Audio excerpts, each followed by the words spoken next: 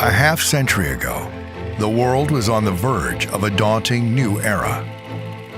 The threat of global communism, the rise of strategic nuclear weapons, and a growing fear of mass starvation, overpopulation, and depletion of natural resources.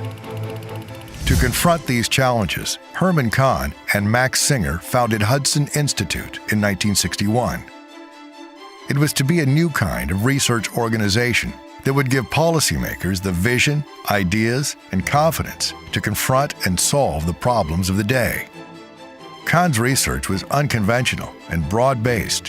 While others saw nuclear war as inevitable, Kahn and his team of intellectual leaders presented bold new concepts to discourage attack and maintain deterrence. When others ignored the potential of innovation, Hudson foresaw the rise of the information age and showed how technology can drive economic progress, fostering freedom and global prosperity. When conventional wisdom said that mankind was entering an era of decline, Hudson forecast that ingenuity and market forces would make food and energy more affordable and abundant, and medical technology would lead us to live longer and healthier lives. Hudson scholars saw beyond the international status quo to a dynamic world of shifting geopolitical landscapes. When many in the West thought Asia was an irrelevant backwater, Hudson was among the first to predict Japan's rise as a leading economic power.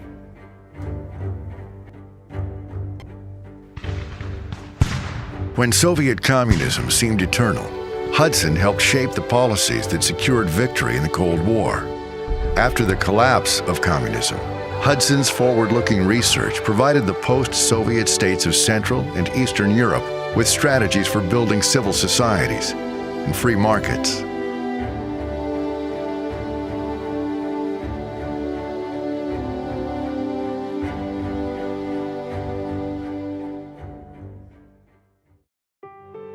Hudson research has always recognized that the most important form of capital is human capital. Hudson's milestone studies on the workforce detailed the increasing importance of brain power and called for education to meet the need for high-skilled labor. When swollen welfare rolls seemed a permanent feature of American society, Hudson designed Wisconsin Works, a historic program that was the model for landmark federal welfare reform legislation and gave employment opportunity and independence to millions.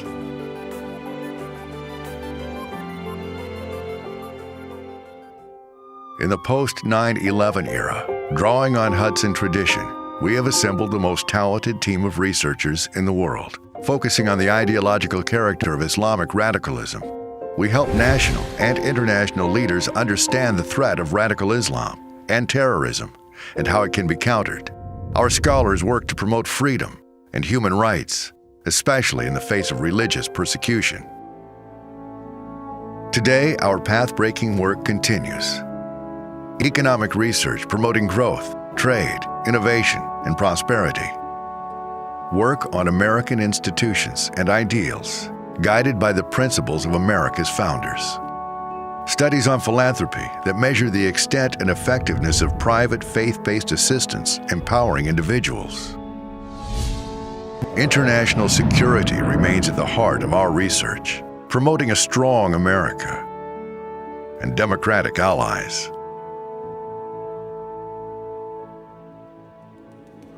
We face challenges no less daunting than a half-century ago. Much of today's conventional wisdom remains gloomy. But Hudson follows the footsteps of Kahn and his team and remains guardedly optimistic, determined to find solutions to intractable problems through innovation, free markets, individual responsibility, and American leadership. Hudson is recognized throughout the world for its bold intellectual leadership. With a broader team of scholars than at any time in the past, many of whom have served in senior positions in the federal government. From our founding days in Croton on Hudson, to our years in the Heartland, Indianapolis, to Washington and New York today, with a greater number of former senior-level defense strategists than any other think tank, a renowned team of economists, and leaders on American culture and institutions. Our unique forward-looking research is tuned to the priorities of the next 50 years, forging ideas that promote security, prosperity, and freedom. Hudson's work is as needed today as it was in the beginning.